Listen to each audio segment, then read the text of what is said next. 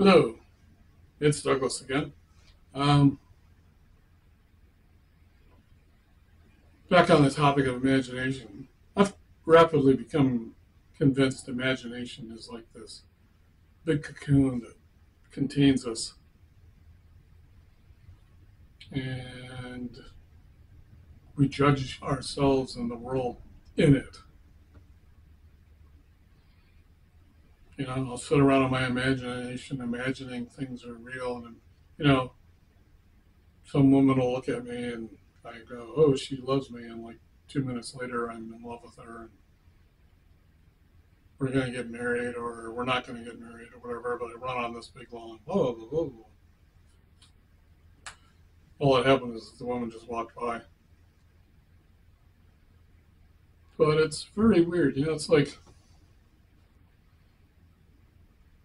Vladimir Putin and his bunch of people imagined NATO was going to attack Russia. Or he imagined he could grab Ukraine and make himself richer. Or, you know, I don't know. I don't know why he did it. You know, I heard it's for Russia, but Russia really is just doesn't exist anymore in the United States. It's like this inner imagined country. If you go out to a border, there's no border there except what we put up to represent it. Um,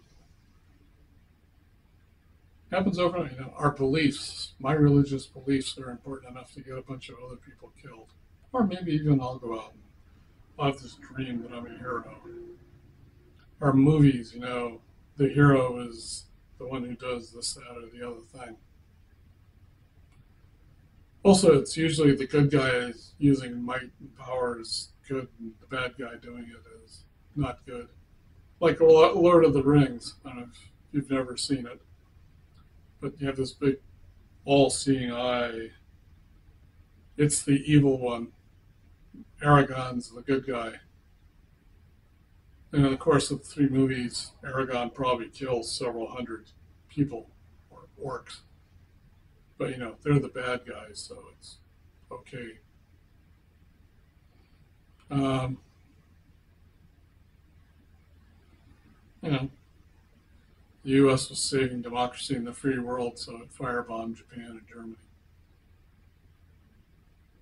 Russia is apparently, if you were to believe what they're saying, standing up for real culture and keeping back the Nazis in Ukraine, even though there don't seem to be a lot of Nazis running around Ukraine.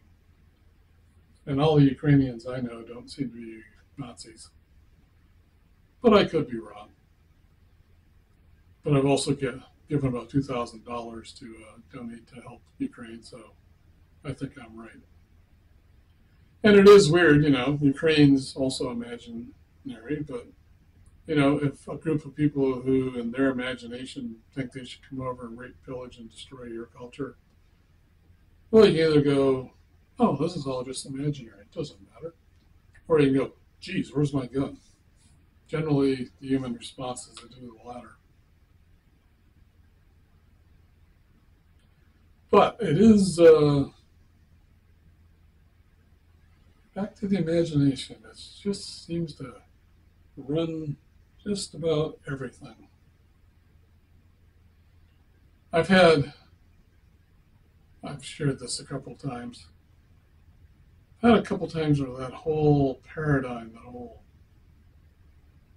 whatever that energy is, that, like, you know, it'll like come into our thoughts and present complete visual images and feelings and stuff. It's just like we're like in this soup of some kind of energy that tells us this is how life is. I seem to think there's a good chance to get out of that. A lot of, lack of a better word, spiritual books talk about it as like the illusion or the deceiver or whatever, and you need to get outside of it.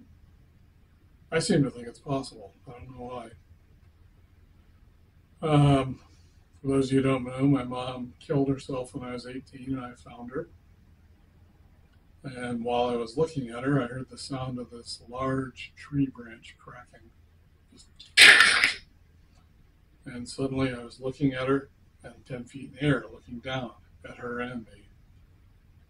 And then both of those views just kind of looked up, and all of this just occurred as a covering. And there was something else there, and it was communicating with me. Now, I turned it into a story that I had, but I've become later on convinced that really wasn't what was going on. There was something much bigger opening up to me. I had another experience. I was, one of my big things in life was that nobody ever loved me and nobody wanted me, and I was struggling to stay alive. And fairly dark, self-loathing background. I'm not very calm and peaceful. That's part of the reason why I make these videos, is I want to share that part for people who are looking for this. But I was getting that Douglas McCarran is a name my folks made up, and my personality that I call Douglas is just it's a bunch of defenses and understandings and coping mechanisms. But they aren't actually me. But this binding energy, this imagination or whatever the heck it is, insists that that's who I am, and it swamps my perception of who I am. And I suddenly had the, just kind of, I intellectually got it, but one day I had this thing where, again, that cracking sound happened. And I don't know if that's just something that happened for me or if it's a requirement, but I was looking suddenly somewhere. This is very visual. This is like I'm sitting here right now looking at a camera. It's as real as that. You know how you can go in your imagination? Something is absolutely, totally real.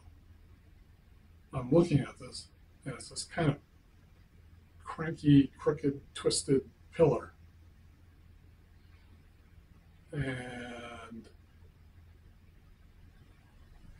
for some reason, I got the impression this was the pillar of intent. It was the intent of my life. And I got that, well, I could sit here and feel bad and self-loathing and vindictive and hateful and spiteful and pointless till I died. And that seemed kind of a dumb way to spend my life. Or I could change it. And I looked at it, and it suddenly just shattered, and swirled. You've probably seen movies where they have the big swirl, the big black thing, and it reassembles into something else. Well, this wasn't CGI. This was like going on in my field. And my body felt like it was swirling and tearing apart and reassembling. And it came back together in this other form. And in about 5 minutes, I started liking myself. That was pretty wild. I don't know if that's necessarily an ingredient one needs to have a spiritual event happen, but that's how it happens to me. So that's pretty wild. But I do get the impression that it's not only just like, I'm on the earth and I'm living in this cocoon. I get the feeling there's me up there, where there up there is. It's like just this impression. And up there, it's living in a cocoon too. And it's up there that I'm having all these feelings. And, I've talked before about we came to this earth with a purpose. Perhaps I came here with this purpose, still up there in the cocoon, to come down and live that out. And it occurs to me that purpose, if I keep having it over and over and over again, I just keep coming back. And maybe it's not that I fulfill the purpose, because I get the impression the illusion or the deceiver doesn't really want me to fulfill. It wants me to keep coming back and looking forever. Don't know why I think that, but I do. And maybe the thing is to just kind of get, that's not really going to give me who I am, and to surrender my purpose. I'm not saying my life is pointless or it has no meaning or it isn't fun or it should be lived, but just that central purpose. Maybe it's to give it up and surrender it willingly. Again, back to Vladimir Putin, who I've never met and never talked to, as based totally on my impression of what people say about him, so it could be absolute crap. But they say he wants to be the next czar, the greatest ruler who reassembled the empire. And people say he grew up in a very rough neighborhood and that he grew up believing you had to stand up and fight. You have to continually fight. You can't can't back down. And maybe that's his purpose, is to do that. And he seems, presupposing the news reports have anything to do with actuality, to think that NATO is threatening Russia. His illusion is Russia is real, and he has to protect it. And so he has to go achieve whatever his goals are at the cost of, a few million people getting killed and wounded. Though I guess his original plan is it's supposed to be over in a week or so. You know, he's hardly the only one. I could very easily go into U.S. history and bring you some other stories. We were fighting for the freedom and democracy all over the world while hanging black people in the South and segregating and forbidding their vote. But hey, we're freeing people. Seems a little weird. Heck, there was actually a fight, almost a battle, in I think it was in Australia, where the Australians didn't have dislike of black people. They didn't have that whole segregation stuff. And they let black people come into the bars, and the white American troops got violently mad and attacked the town this was going on. And the Australians are going to throw them all in jail, except the U.S. military said, you can't do that. There are military forces are going to be going out and spreading democracy and freedom for people. Kind of ironic, if you ask me. Freedom for me and people who look like me, not for you. What's the difference between that and Russia? The Russians seem to be, large sections of them seem to support Putin. Again, who knows if any of this is really what's going on. I had a story written about me once in U.S. News and World Report, in which it describes Douglas McCarran, son of a lieutenant colonel and former member of a drug sex cult who's changed his ways and got returned to the church of his fathers. The part that's true about that is my name is Douglas McCarran, and my dad was a lieutenant colonel in the Army. I wasn't part of a drug sex cult. I became a Catholic. My dad is atheist. I didn't go back to his church. I had a 2.5-hour conversation with the reporter beforehand. Told them all, everything they were about to write. I told them how that wasn't true. She didn't ask me. What I said to her kind of showed it wasn't true. U.S. News and World Report put it out anyway. I don't know if they even cared what I had to say. They may have already had the article written and they just needed a couple of names to stick in it. So when I read Vladimir Putin wants to be the next czar and all this other stuff, it might be true, it might not be true. The U.S. military was in Afghanistan for a long time. What were they fighting for? Who knows? We just know there were troops there. News reporters don't necessarily tell you the truth either. They just tell you their impressions and ideas.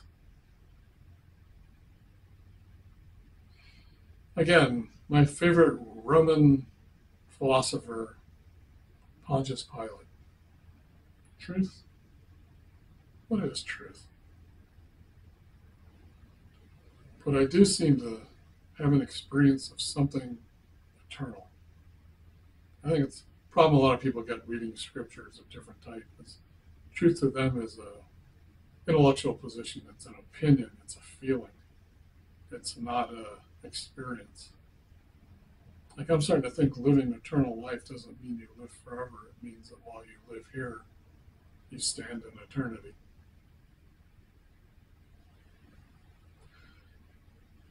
I seem to be meandering on my discussions now. This is what I'm about these days.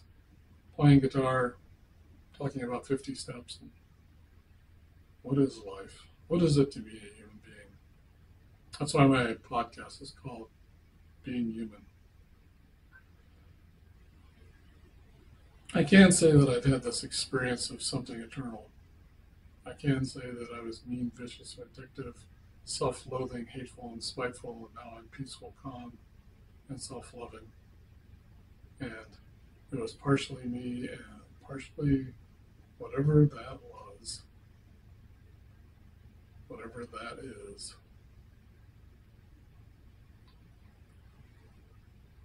Well, I guess that's it for today.